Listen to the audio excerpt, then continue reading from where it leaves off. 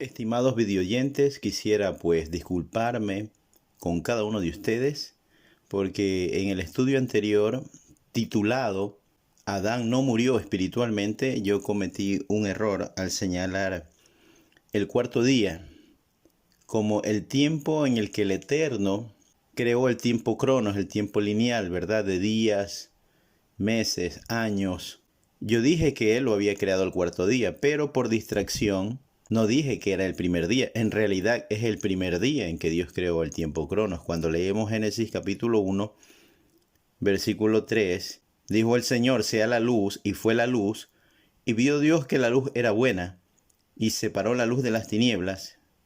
Y el versículo 5 dice, llamó a la luz día, y a las tinieblas llamó noche, y fue la tarde y la mañana el primer día. Entonces, es justo acá donde el Eterno crea el tiempo cronos, el tiempo físico en que nosotros vivimos en este mundo. Ahí ya encontramos la separación del día y la noche. Lo que encontramos en este primer día es la esencia que el Eterno hizo para poder crear los astros y las lumbreras que vamos a encontrar, sí, específicamente del versículo 14 al 19 de Génesis capítulo 1. Así que, habiendo reconocido este error que cometí, vamos a avanzar con este siguiente tema, titulado Adán, un cuerpo que irradiaba luz. Nos hacemos la siguiente pregunta, ¿cómo era el cuerpo de Adán antes de la caída? Y no estamos hablando de que él no tenía extremidades. Claro que él tenía todas sus extremidades, pero ¿cuál era su apariencia física mientras estaba en el estado de inocencia en el Edén? El libro de Génesis dice, entonces fueron abiertos los ojos de ambos y se dieron cuenta que estaban desnudos. Cosieron pues hojas de higuera y se hicieron delantales. Cuando Adán y Eva cometieron su transgresión, la Shequina de gloria del Todopoderoso se alejó de ellos. Es cuando esta presencia que los cubría, que se alejó de ellos, es cuando ellos logran divisar sus cuerpos desnudos. Pero nos preguntamos cómo eran sus cuerpos antes que la Shequina de gloria, que la presencia divina se alejara de ellos. ¿Cómo eran estos cuerpos? Estos cuerpos, la propuesta del día de hoy es que el cuerpo tanto de Adán como Eva irradiaban luz. Estaban cubiertos de una luz. Esta luz era la Shequina, la presencia divina. Le ruego, estimado oyente, que se quede hasta el final para que escuche bien la propuesta del estudio del día de hoy. Escuche bien, la gloria manifestada en una luz, cubrían los cuerpos de Adán y de Eva. Es por esa razón que al alejarse esta luz, sus cuerpos quedaron totalmente a descubierto y fueron visibles, porque lo único que los cubría mientras estaban en un periodo y estado de inocencia era la luz divina que rodeaba todos sus cuerpos. Ahora, cuando esta luz los dejó, todos dos pudieron verse cómo eran de una manera visible sin esa luz divina, y al verse que la Shekinah, esa luz de gloria, ya no los cubría, se avergonzaron, supieron que algo estaba mal. Entendamos esto, la Torá relata en el libro de Génesis que la creación de la luz aconteció el primer día. Génesis capítulo 1 versículo 3 al 5 nos dice, y dijo Dios, sea la luz, y fue la luz. Y vio Dios que la luz era buena, y separaron la luz de las tinieblas. Y llamó a la luz día, y a las tinieblas llamó noche. Y fue la tarde y la mañana del primer día. Entonces en estos versículos de este capítulo 1 vemos que el Todopoderoso creó una luz. Pero es interesante lo que vamos a observar respecto a esa luz. Esa luz es una luz, valga la redundancia, totalmente distinta y diferente a la que nosotros encontramos en el versículo 14 hasta el versículo 19. Porque resulta extraño que si Él ya creó la luz para separar el día de la noche, ¿cómo así Él en el versículo 14 decide crear lumbreras en el firmamento de los cielos para separar el día de la noche? Se supone que ya Él lo había separado y que había creado una luz, pero sin embargo la Escritura nos dice que Él crea lumbreras, crea los astros para separar el día de la noche y que sirvan también como señales para las estaciones, días y los años. Pero todo esto tiene una explicación. Así que vamos a ir avanzando en este asunto. Yo sé que ahora usted puede estar muy intrigado al respecto. Pero como ya les había dicho, la Torá hace el relato de la creación de la luz en este versículo 1, justamente en el primer día de la creación. También relata en el cuarto día la creación de la luna, las estrellas, ¿verdad? Todo esto fue, recuerda, en el cuarto día. Entonces estos hechos aparentemente contradictorios pueden ser conciliados por la siguiente explicación. En primera instancia vamos a entender que en realidad, tal como lo explicamos, la esencia, escuche bien, la esencia de todos los cuerpos celestes fueron creados desde el primer día. Entienda esto, el primer día fue creado prácticamente la esencia de la cual se iba a cubrir o a manifestar los cuerpos celestes del cuarto día. Entonces, desde el primer día, Dios creó la esencia. Sin embargo, su forma y su apariencia solo se manifestaron el cuarto día cuando el Todopoderoso los colocó en su lugar respectivamente en el cielo, o podríamos decir en los cielos. Entonces la luz creada ese primer día no es la luz que conocemos hoy.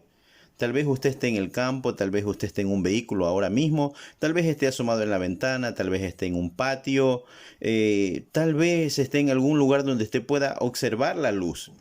Tal vez es de día, tal vez es de noche.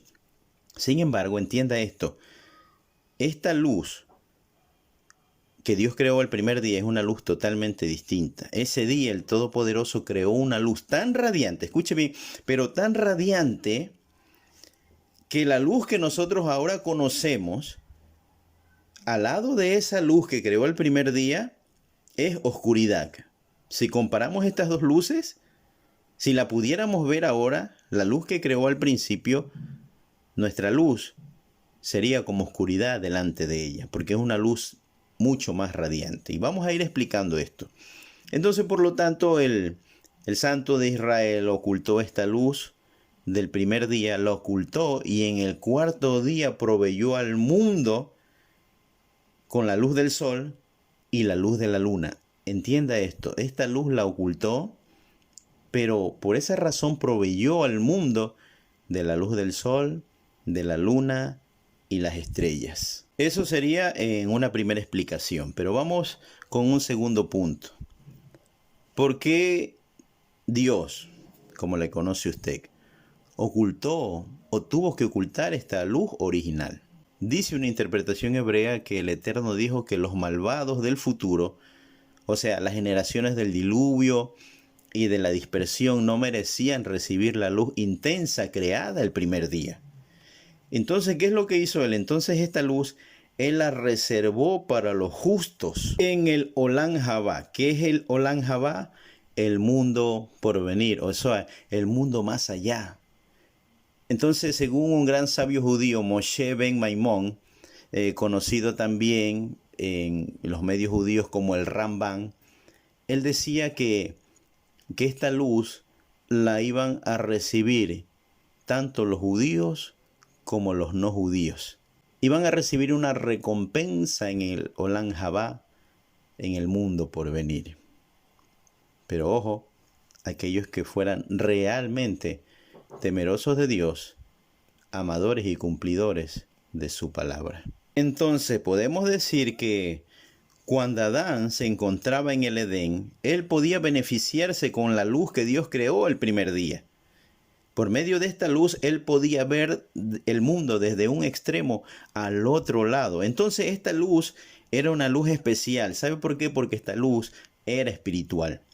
Entonces, pero esta luz emanaba de la gloria de la Shekinah, de la presencia divina. Y esta luz es aquella de la que gozarán los justos en el mundo por venir, por razón de haber estudiado no solo la Torá, sino toda la escritura que es comparada con la luz. Recuerden que el Salmo 119, versículo 105 dice: lámpara es a mis pies tu palabra y lumbrera a mi camino. Si observamos bien, Génesis 3:7 dice: y fueron abiertos los ojos de ambos y supieron que estaban desnudos. Entonces cosieron hojas de higuera y se hicieron delantales. Otra cosa que podemos observar justo acá es que muchos comentan que el fruto, por tradición, que fue una manzana. Y tradicionalmente siempre se ven manzanas cuando hay dibujos del paraíso y de Adán y Eva. Sin embargo, la propuesta también del día de hoy, recuerde que son propuestas, es que el fruto que comieron Adán y Eva muy posiblemente pudieron haber sido los higos. ¿Y por qué razón la propuesta es que pudo haber sido el higo? Porque la Escritura nos manifiesta: entonces cosieron hojas de higuera y se hicieron delantales. ¿En qué momento cosieron hojas de higuera y se hicieron delantales? En el momento que se dieron cuenta que estaban desnudos. ¿Y cuándo se dieron cuenta en que estaban desnudos? En el preciso instante en que ellos habían degustado del fruto del cual se les había prohibido. Entonces es en esa misma posición, sin duda alguna, es en esa misma posición en la que ellos se encontraban frente al mismo árbol, donde sus ojos se abren, se dan cuenta que están desnudos y rápidamente intentan cubrirse y extienden sus manos al árbol que está frente de ellos. ¿Y cuál era el árbol? ¿Y cuál era el posible árbol que estaba frente de ellos? El árbol de higo. Entonces ellos tomaron estas hojas de higuera y se cubrieron sus partes íntimas, porque ahora que sus ojos se habían abierto a lo físico, la Shekinah de gloria, esa luz que cubría sus cuerpos, se alejó, los había abandonado.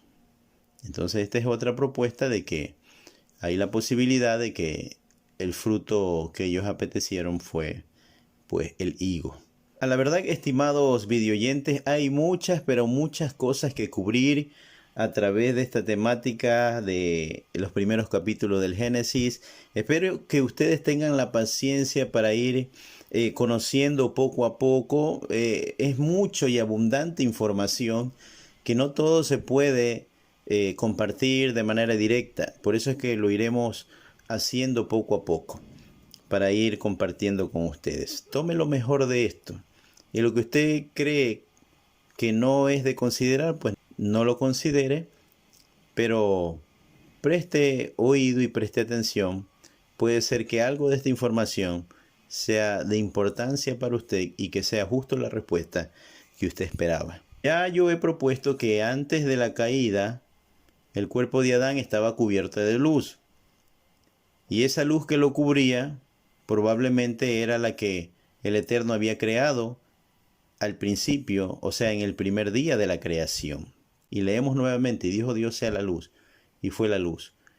Entonces habíamos dicho que esa luz que el Eterno creó en el primer día era la que cubría, la que rodeaba el cuerpo tanto de Adán como de Eva. Cuando ellos caminaban por el jardín del Edén, sus cuerpos resplandecían.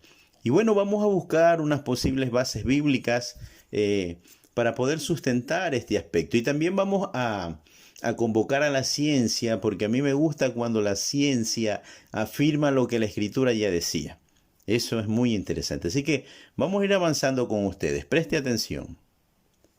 Cuando usted lee Éxodo 34 del 29 al 35, usted lee justo en el libro de Éxodo, que Moisés pasó 40 días y 40 noches con el Eterno, escribiendo las tablas de los mandamientos conforme a las palabras que el Santo de los Santos le había de manifestar. Pero cuando Moisés desciende del monte Sinaí, ocurre un episodio muy interesante, muy extremo, por decirlo así. El rostro de Moisés brillaba, era resplandeciente. Había una shekinah de gloria que cubría su rostro. Y es más, Moisés ni siquiera se había dado cuenta, porque había pasado tanto tiempo en la presencia divina que esa luz de la Shekinah se impregnó en su rostro. Entonces su hermano Aarón, el pueblo y todos aquellos que vieron el rostro de Moisés que resplandecía, tuvieron miedo. ¿Sabe por qué tuvieron miedo? ¿Por qué tuvieron temor? Porque no es común ver un hombre cuyo rostro resplandezca y que cuya luz sea más resplandeciente que la luz que nosotros comúnmente estamos habituados a ver. La luz que portaba el rostro de Moisés era tan pero tan resplandeciente que él tuvo que poner un velo en su rostro. Y esto es muy interesante porque cuando usted lee el versículo 35, la escritura dice, al mirar los hijos de Israel, escuche bien, el rostro de Moisés, veían que la piel, atención con eso, que veían que la piel de su rostro resplandecía, era la piel, ni siquiera era su vestido, era la piel del rostro que resplandecía. Y entonces Moisés volvía a ponerse el velo sobre el rostro hasta que entraba a hablar con Dios. Mire eso, el rostro, la piel del rostro de Moisés brillaba. Todo como consecuencia de haber pasado tiempo en la presencia divina. Es más, en el Evangelio del Dr. Lucas, el capítulo 9, del 28 al 36, se nos habla acerca de la transfiguración de Yeshua, de Jesús. Y en esa transfiguración se aparece Moisés y Elías. Y algunos discípulos que habían acompañado a Jesús se quedaron admirados y sorprendidos porque vieron que tanto Jesús como aquellos amigos que lo visitaron resplandecían de la Shekinah de gloria. Esto le llamaron la transfiguración. Pero ¿cuándo exactamente sucedió esto? Cuando Jesús se llevó a sus discípulos arriba, sobre el monte, a orar. Entonces, ahí es la escritura que dice que mientras él oraba, la apariencia de su rostro cambió y su vestido se volvió blanco. Y es más, no solo blanco, sino resplandeciente. O sea, irradiaba una luz. Y es más, y el testimonio lucano dice que vieron a dos varones. Y eso lo describen en el Evangelio como Moisés y Elías. Entonces estos aparecieron rodeados de gloria, ahora dice, ¿no? Esa luz ellos le llamaron rodeados de gloria. Entonces el versículo 32 dice que ellos vieron la gloria de Jesús y a los dos varones que estaban con él. Escucha, amigo, esto es muy interesante porque estamos viendo posibles evidencias de que si esto ocurrió con Moisés, un ser humano, un mortal, que pasó tiempo en la presencia divina y que la piel de su rostro resplandeció. Y si ahora vemos al Mesías hecho hombre, cuya piel, cuyo rostro también resplandecía, y no solamente su rostro, sino que sus vestiduras también resplandecían, irradiaban una gloria, una Shekinah. Esto nos está abriendo el entendimiento a la posibilidad de que, ¿por qué no? Adán, su cuerpo, no pudo brillar mientras él habitaba en la presencia divina. Entonces Yeshua, o Jesús como le conocemos,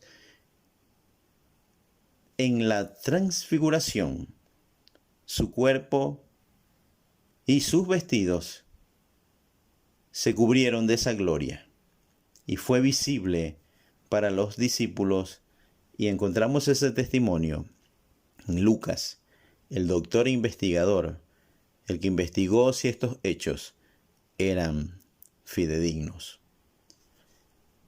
Es más, cuando leemos el relato de la resurrección, tanto en Lucas como en Mateo,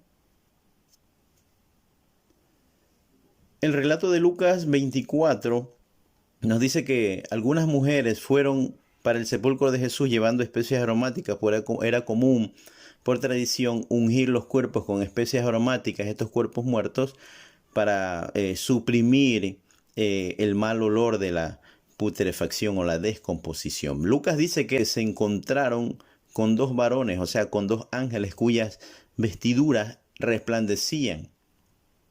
En cambio, Mateo dice que fue un ángel cuyo resplandor era como relámpagos. Independientemente de que uno haya testificado que eran dos y el otro que era solo un ángel, nuestro enfoque acá es que estos seres celestiales que se dejaron ver y que fueron visibles y percibidos por los ojos humanos de estas mujeres, vieron que sus vestimentas resplandecían como relámpago.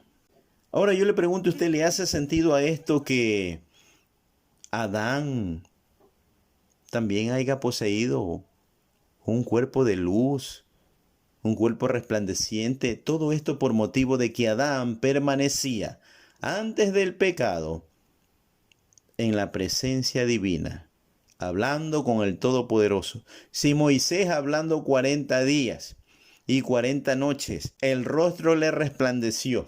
Perciba ahora usted a Adán, el Hijo de Dios, porque procedió directamente de Dios.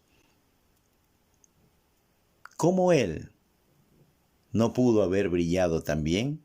¿Cómo la Chequina no se pudo haber impregnado en su cuerpo? Ahora vamos a ver un dato científico, porque esto es muy interesante.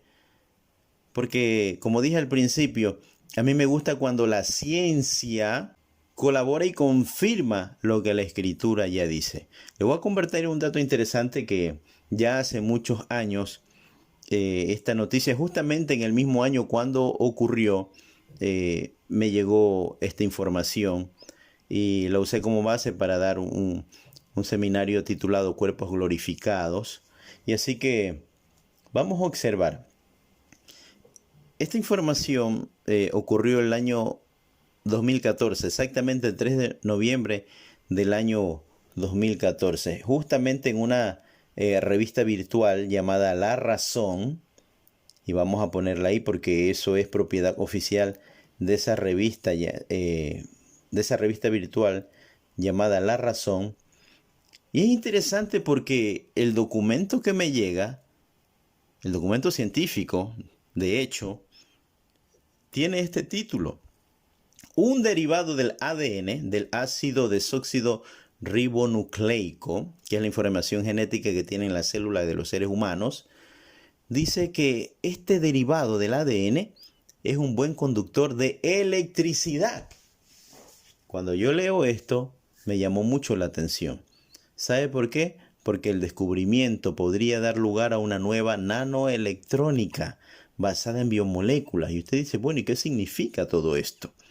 Entonces, la imagen que ustedes ven aquí en la parte superior izquierda es una imagen tomada con un microscopio de fuerza atómica, o sea, uno de los más avanzados, y donde pueden ver nanopartículas, o sea, cuerpos u organismos en relieves de super miniatura que no pueden ser divisados con los ojos físicos. Entonces, le digo yo, super microscopio de fuerza atómica, ¿verdad? Con este se logró divisar una molécula a la que ellos le llaman el G4 en el ADN, depositada sobre una pequeña superficie de mica, una mica así de vidrio. Entonces ellos pudieron divisar que la estructura atómica del G4 ADN, justamente ahí se señala con unas líneas en color azul, se muestra arriba a la derecha, justamente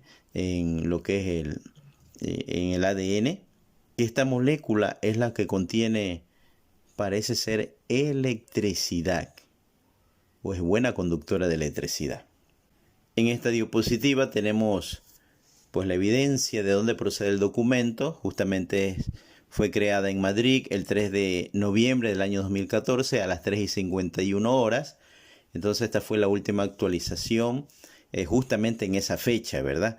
Entonces voy a leerles un poquito acerca al respecto. Dice: la necesidad de reducir el tamaño de los dispositivos electrónicos que forman la base de las tecnologías de la información ha llevado a científicos de todo el mundo a explorar la posibilidad de utilizar moléculas individuales, componentes electrónicos. En particular, en los últimos 20 años se ha investigado intensamente la posibilidad de utilizar moléculas de ADN, atención, como cables moleculares, aprovechando sus extraordinarias propiedades de reconocimiento y autoensamblaje.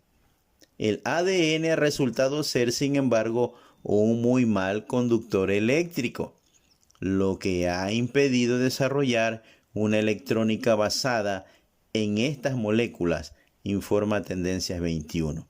Hasta aquí que hemos leído, usted dice: no entiendo, ¿cómo es que el ADN es un buen conductor de electricidad, pero aquí estoy leyendo que el ADN resulta ser un mal conductor eléctrico?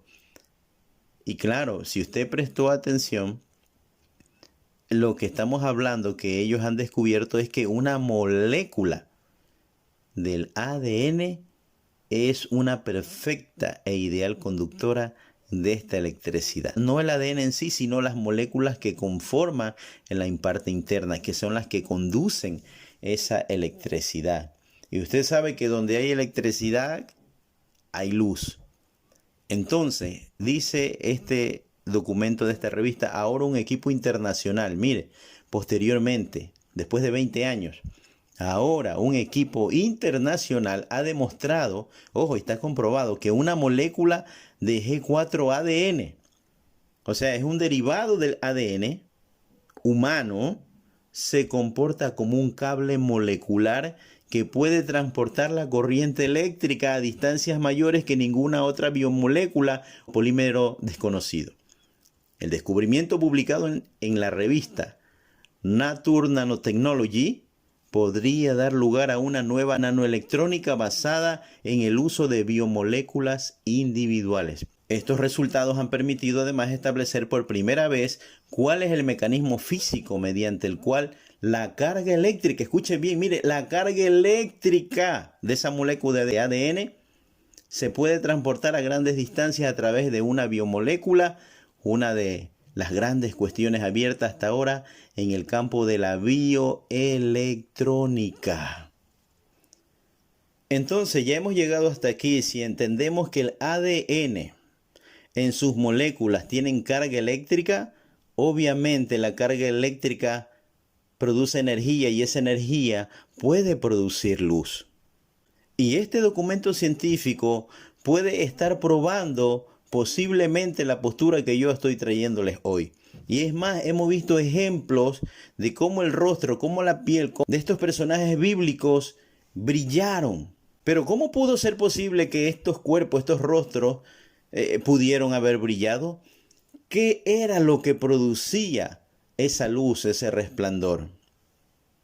Muy posiblemente el contacto de la Shekinah de gloria cargaba las moléculas del ADN del cuerpo y producía que el cuerpo de Adán, en este caso, que el rostro de Moisés, que el rostro y el cuerpo de Jesús brillaran. Tal vez usted no se ha convencido aún. Daniel capítulo 12 versículo 3 dice: los entendidos resplandecerán como el resplandor del firmamento. Mire, el resplandor del firmamento, los entendidos resplandecerán, y los que enseñan la justicia a la multitud, ¿cómo resplandecerán? Como las estrellas a perpetua eternidad. ¿Podrá ser que esto ocurriera en un futuro no muy lejano, en la eternidad, con los cuerpos glorificados?